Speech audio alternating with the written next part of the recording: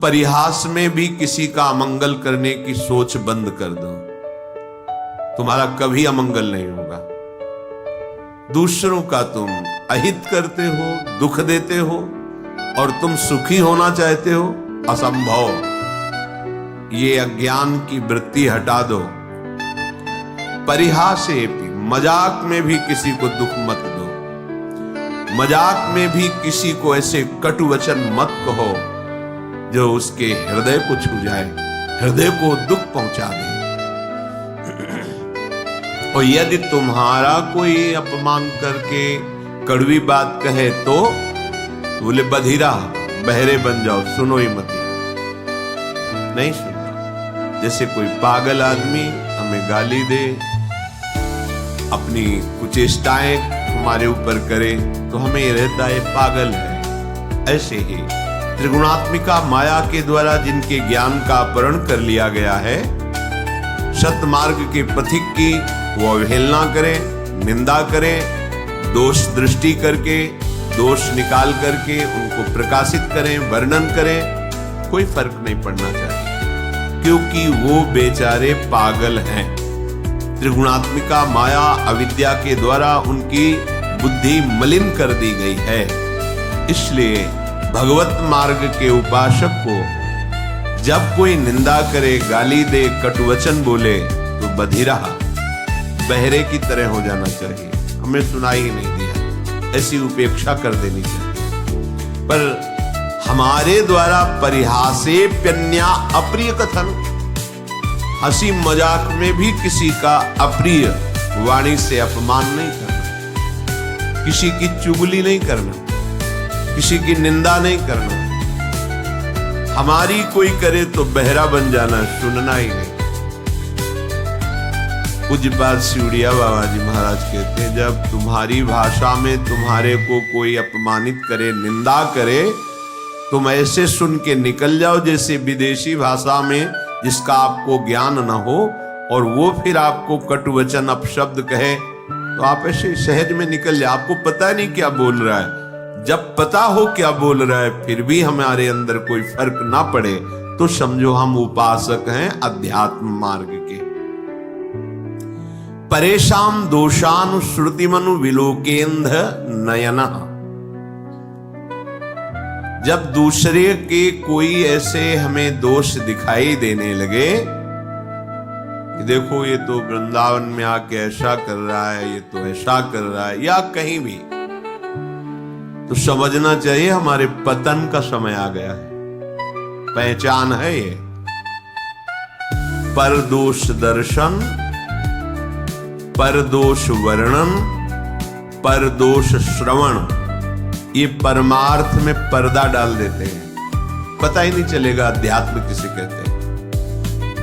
ध्यान से सुन लीजिए, साधन चल रहा है पर ये असाधन होता है, इसीलिए भगवदानंद की अनुभूति नहीं होती। परदोष दर्शन, परदोष कथन, परदोष श्रवण, ये तुम्हारे परमार्थ का अपहरण कर लेंगे।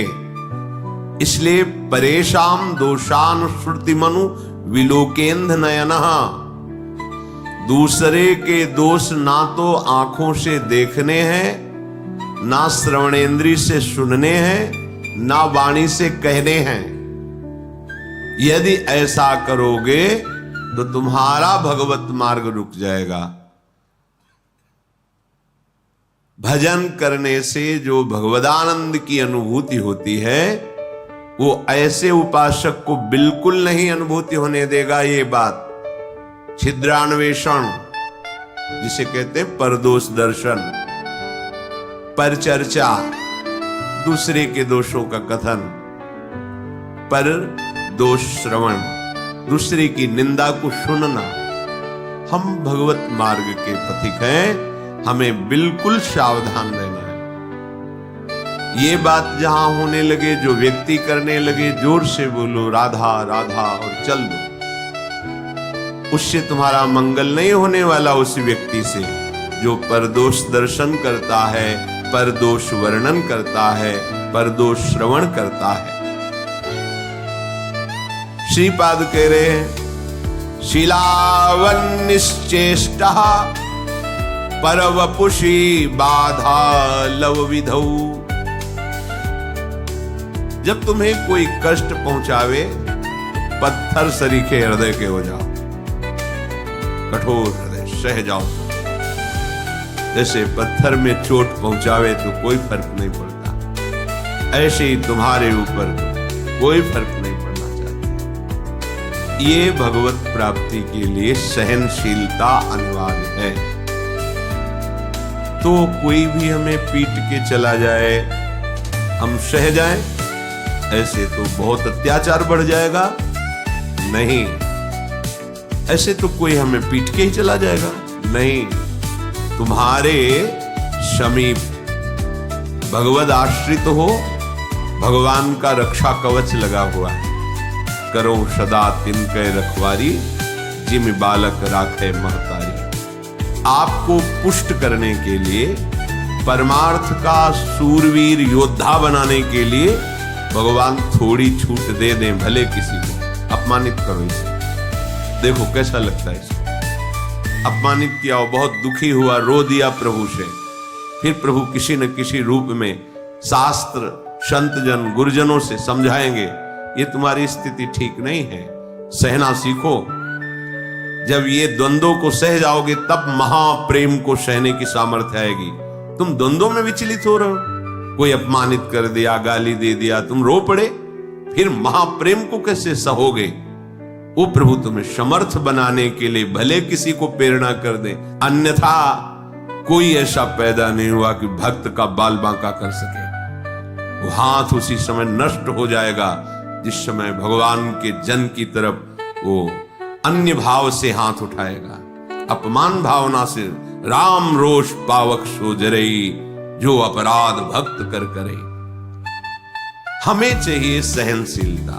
अगर कोई हमें कटुवचन कह रहा है, कोई पीड़ा पहुंचा रहा है, चुपचाप सह जाओ। ये भगवान आपको मजबूत करना चाहते हैं, प्रेम मार्ग का शूरवीर योद्धा बनाना चाहते हैं। तुम्हारे हृदय में ऐसी सामर्थ्य दे, सच्ची मानिए। नहीं तो बड़े बड़े महापुरुषों को इतनी सामर्थ्य है उनमें, भगवान अधीन है और उनको भी कोई पीट दे, कष्ट दे दे, ये खुद विधान बनाते हैं। श्री माधवदास बाबा जी समुद्र के किनारे पर्णकुटी में दरवाजे की तरफ पीठ करके, कुटिया की तरफ मुख करके कि कोई भजन में विक्षेप ना पहुंचाए, ऐसे बैठते थे। छोटी सी झोपड़ी थी, तो दरवाजे की तरफ पीठ है और पीछे की तरफ ऐसे मुख किए, निरंतर भजन में 2-2, 3-3 दिन हो जाते, भोजन के लिए भी नहीं जाते। श्री भगवान करुणा करके स्वयं जगन्नाथ जी अपने भोग की थाल लेकर आए। बाबा, ये जगन्नाथ जी का प्रसाद है, प्रभु ने भेजा है, पालो। हाँ, रख दो, हमारा भजन पूरा होगा, हम उठेंगे, प्रसाद पालेंगे, थाल यहीं धो के रख देंगे, तुम ले जाना। अच्छा बाबा। समय हुआ भजन पूरा, तो देखा है तो स्वर्ण की थाल भगवत प्रसाद, आनंदित होकर पाया और समुद्र में मार्जन करके थाल रख दी। अब वहां थाल गायब हो गई भोग की। किसी ने बताया, हमने देखा समुद्र किनारे पर्णकुटी में वो थाल धुली हुई रखी माधवदास बाबा की। भगवत पार्षद जन आए, तुमने थाल चुराई, पिटाई की, कुछ नहीं। जब भगवान ने भोग प्रसाद दिया, जैसे उसमें आनंद, ऐसे भगवान के पार्षद धक्का मुक्की करके पिटाई कर उसमें आनंद। किसने के? उनको ये समझ नहीं है कि ऐसे एकांतिक गर्भगृह से भोग की थाल भला बाबा के, और अगर ले जाते तो सब बाहर ही तो बैठे थे ध्यानस्थ कि भगवान भोग आरोग रहे, पार्षद बैठे हुए चिंतन कर रहे। पर वहां प्रभु पिटाई करवाना चाहिए नहीं। किसी की ताकत है कोई छूले भक्त को, क्यों करवाना चाहिए? अपने भक्त को मान रहित, देह भाव रहित, हृदय में ऐसा महान पुष्ट भगवत प्रसाद पा रहे हैं, भगवत पार्षदों से पिटाई दोनों समान। इसीलिए भक्तजनों के साथ कभी कभी ऐसे बर्ताव हो जाते हैं तो उनको ये नहीं सोचना चाहिए कि कहाँ गए भगवान, रक्षा क्यों नहीं की। वो चाह रहे हैं तुम इतने सहनशील बनो, तुम इतने महान हृदय वाले बनो। तो हमें तो पीड़ा हो रही है और हम महान हृदय वाले बने, हमारा तो अपमान करा दिया, फिर तुम शरणागत किसके हुए, समर्पण तुम्हारा किसका हुआ। ये शरीर जड़ है, इसी में तदात्म होने के कारण दुख सुख का, जन्म मृत्यु का ये महान बंधन प्राप्त हुआ है। भगवान कृपा करके इसी तदात्म को मिटाते हैं। वो अभी अविद्या का प्रभाव, इसलिए बात समझ में नहीं आएगी। जैसे सांप की केचुल में कितनी भी पीड़ा दो, सांप को कोई पीड़ा नहीं होती, केचुल अलग है, वो अलग है। ऐसे ही आत्म तत्व में ना तो किसी दिव्यास्त्र का न किसी अग्नि आदि का प्रभाव होता है, क्योंकि वो दिव्य स्वरूप है। नैनम छिन्नन्ति शस्त्राणि नैनम दहति पावकः न चैनम क्लेदयन्त्यापो न शोषयति मारुता। ये हमारा स्वरूप है। हम अपने स्वरूप को भूलकर जो देह भाव में मान अपमान सुख दुख लाभ हानि जन्म मृत्यु को प्राप्त हो रहे हैं, उपासक को इसी ममता इसी आसक्ति से हटाकर प्रभु समता में स्वरूप में स्थित करते हैं। वो जगत गुरु है, वो सर्व रूप में है, वो काहे को हमें कष्ट देंगे, हमारा माना हुआ भ्रम नष्ट करते हैं। सच्ची मानिए तो श्रीपाद कह रहे शिलावन निश्चेष्ट पर वपुष बाल लव विधो। जैसे किसी पत्थर पे चोट पहुंचाए तो कोई फर्क नहीं पड़ता, ऐसे ही उपासक को होना चाहिए। श्री अनंग बोधाश्रम स्वामी जी महाराज फतेहपुर जिला में अश्विनी घाट गंगा किनारे बड़े महापुरुष थे। जब से गुरु जी ने संन्यास दिया था, गंगा जी की रेती के सिवा कभी ऊपर नहीं चढ़ते थे। जहां संन्यास दिया था बस वहीं वैसे ही दिगंबर जैसे संन्यास दिया गया था, निर्वस्त्र संन्यास दिया जाता है। गंगा जी में खड़े करके बड़ा करुण प्रसंग होता है। आपका कौन? तो गंगा में हाथ उठा के तो भगवान नारायण के सिवा कोई नहीं। इसी बात को आज जीवन निर्वाह करना होता है, नारायण के सिवा कोई। फिर वो व्यवहार रक्षा के लिए लंगोटी और अचला आदि देते हैं। उन्होंने मना कर दिया, गुरुजी जब एक बार उतार दिया दोबारा जीवन में नहीं धारण करें। दिगंबर ऐसे वो भी कभी कभी, जैसे एक वकील साहब थे, उनके यहाँ रोटी बंटती थी गरीबों को, सुबह कभी कभी लाइन में खड़े हो जाते थे, प्रच्छन्न वेश, जटाए, नंग धड़ंग। अब 30 किलोमीटर चल करके, अब वहां नौकर लोग थोड़ी पहचानते थे कि इस उच्च कोटि के ज्ञान संपन्न महापुरुष जिनको धर्म सम्राट करपात्री जी भी साक्षात ब्रह्म अनुभव करते हुए साष्टांग दंडवत करते थे। बेलाइन में ऐसे घुस जाते, वो धक्का मारते, फिर और जगह से घुसते, 2-3 थप्पड़ मारते, पागल है, लाइन में पीछे खड़ा हो। 2-4 बार ऐसे पिटते, जानबूझ के चेष्टा करते। जो बांटने वाले मालिक थे, बंटवाने वाले, वो एक दिन आए, उन देखा, अरे स्वामी जी गए साष्टांग दंडवत किया। अरे स्वामी जी आप, अरे बोले तुम जाओ, हमारा काम मत बिगाड़ो, चलो वो अपना काम करो। उनको डांट दिया। हम नौकरों को होश उड़ गए कि अगर स्वामी जी ने कह दिया तो हमारा तो क्या होगा। जिनको मालिक साष्टांग दंडवत करो उनको हमने पीटा, ऐसा मुस्कुराए। प्रभुदत्त ब्रह्मचारी जी ने पूछा, भगवान आप ऐसी लीला क्यों करते हैं? तो उनका कभी कभी देखा जाता है अपने मन को कि अब कैसा लगता है। जानबूझ के महापुरुष जन अब कैसा लगता है। और यहां पूरी सावधानी की, इतना भी अपमान न हो जाए। सुरक्षा कर रहे हो उसकी जो तुम्हें भगवत प्राप्ति में बाधा पहुंचा दे। और ये महापुरुष जो भगवत प्राप्त है कि कभी कभी जैसे होता है ना कि आज मनोरंजन करते हैं, चलो, तो वो कभी कभी, अब मन की स्थिति क्या है, हम डरते हैं अपमान से, निंदा से। वो कह रहे नीचा अपमानम शुद्धा, नीच पुरुषों द्वारा किया अपमान परमार्थ के पथिक के लिए अमृत है।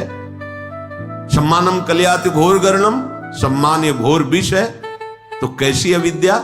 हम विष को तो अमृत के समान पीते हैं और अमृत को विष मान लेते हैं। इसलिए कह रहे शिलावन निश्चेष्टा पर वपुषी बाधा लव विधो। तुम्हें कोई भी बाधा एक क्षण के लिए भी अंदर स्वीकार नहीं करनी चाहिए, बाहर से चाहे जितनी। देखो, आपका अहंकार ये बात बर्दाश्त नहीं करेगा, ये अविद्या है, अज्ञान है। जब आप अपने स्वरूप में स्थित होंगे तो दूसरा कोई है ही नहीं। जिसे होता है कि फिर तो दूसरों को बहुत प्रोत्साहन मिल जाएगा, जब जो चाहेगा, ऐसा नहीं है।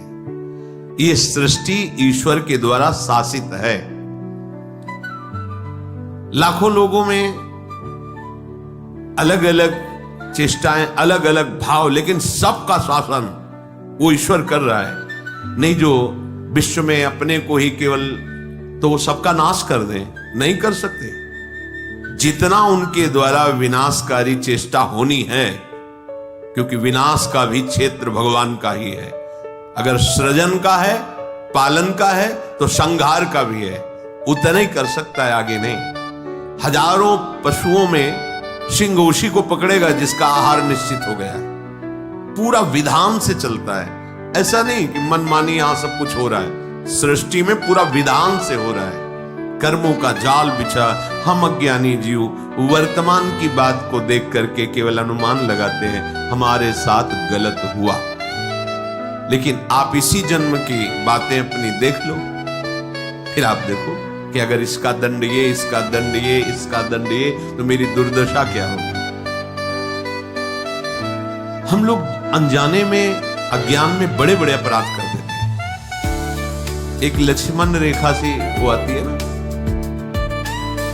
चींटियां, कीड़े, ये हमारे घर में ना रहे, खींच दी। सैकड़ों चींटी, सैकड़ों जीव मर गए। ये क्या हो रहा है? तुम्हें नहीं समझ में आ रहा है? अपराध सब में परमात्मा तत्व विराजमान है। जैसे पृथ्वी में रहने का तुम्हारा अधिकार है, ऐसे तो जीवों का अधिकार है। छिप के लिए मार डालो, निकाल के बाहर मार डाला, कुचल डाला ईंट से, ये क्या है? क्या उसका अधिकार इस सृष्टि में जीने का नहीं? तुम मनुष्य शरीर में हो तो केवल तुम्हारा ही अधिकार है। बहुत से ऐसे जिनको हम पाप नहीं समझते हैं, हमारे द्वारा बहुत से ऐसे अनर्थ होते रहते हैं। सोचो, एक तितली की गुदा में खेल खेल में कांटा ऐसे गाड़ कर छोड़ दिया मांडव्य ऋषि, उनको दंड मिला सूली की सजा। और जैसे छोड़ दिया तो वैसे सूली निकली नहीं, काटी गई। महाभारत में स्पष्ट भगवान व्यासदेव जी। आप कितने जीवों की हत्या करते, आपको दर्द होता है? अरे चींटी भी वही है ईश्वर, जो तुम्हारे हृदय में, जो एक हाथी के, जो एक बड़े से बड़े के हृदय में ईश्वर, वो वहां बैठा हुआ है। क्या जाता है? आप अपनी सुरक्षा कीजिए। आप ऐसी जहरीली चीजें जिससे लाखों जीव, जो गुजरेगा उससे मर जाएगा, छोटा मोटा सब जीव। अरे कोई चींटी बना, कोई कीड़ा बना हुआ है, वो हम ही आप हैं। कर्म के परिणाम स्वरूप हमको ऐसी योनियां मिली हैं। अपने को लगता है हमने तो पाप किया ही नहीं, हमें दंड क्यों मिलता है? ईश्वर है, सर्व सामर्थ्यशाली है। बिना आपके कर्म बिगड़े आपको दंड मिल ही नहीं सकता। अगर हम ऐसा मानते हैं तो हमें सहना चाहिए। अगर हम नहीं मानते हैं तो नया कर्म फिर ऐसा बन जाएगा जो आगे हमें और नष्ट करेगा। इसलिए शिलावन निश्चेष्टा, जैसे हमारे शरीर में कर्म परिणाम से जब फोड़ा होता है और वो पकता है और भीषण कष्ट देता है तो हम सहते हैं। हम डॉक्टर के पास जाके पैसे भी देते हैं, कष्ट भी सहते हैं, पर उसका ऑपरेशन करवाते हैं। ऐसे ही हमारा बुरा कर्म जब हमारे ऊपर आता है, वो किसी न किसी विधान में दंड हमें देता है, हमें चुपचाप सह लेना है। राधा राधा राधा, तो वो नष्ट हो जाएगा और आगे परम मंगल, परम सुख का विधान हो जाएगा। कदा वत्स्याम्यस्मिन् हरिदयित वृंदावन बने। आहा, मैं हरि के प्यारे या दैत प्राण प्यारे युगल सरकार के नित्य लीला स्थली बिहार स्थली वृंदावन में इस प्रकार कब रहूंगा? किसी की बुराई नहीं करूंगा, बुराई नहीं सुनूंगा, बुराई नहीं देखूंगा। अगर कोई हमें गाली आदि अपमानित करता है, मैं प्रसन्न मुद्रा में सहूंगा। अगर नहीं प्रसन्नता से तो राधा राधा कह के चुपचाप चल दो वहां से, प्रतिकूलता मत पैदा करो। अगर कोई हमें कष्ट देता है तो मेरे ही कर्म का फल है, मैं ऐसा मानकर उसे सह लूंगा और प्रिया प्रीतम के चिंतन में श्री धाम वृंदावन में अपना जीवन व्यतीत करूंगा। सीधे भगवत प्राप्ति। शोढ्वापि दुखानि सुदुस्सहानि त्यक्त्वाप्यहो जाति कुलादिकानि भुक्त्वा स्वापाकैरपि फुत्कृतानि वृंदाटवी वासमहं करिष्ये। अब मैंने निश्चय कर लिया है कि इस जन्म में मुझे प्रिया प्रीतम की प्राप्ति करनी है, अर्थात महान सुख महान स्थिति प्राप्त करनी है। तो तैयार हो जाओ अतिशह दुषह दुख सहने के लिए, दुषह दुख सहने के लिए।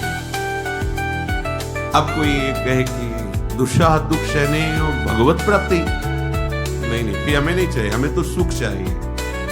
यही दुष्टाह दुख तुम्हें सहना पड़ेगा कि तुमने जो मिथ्या आसक्ति प्रेम पैदा कर लिया है जगत में, अब इससे हटने में तुम्हें दुख लगेगा।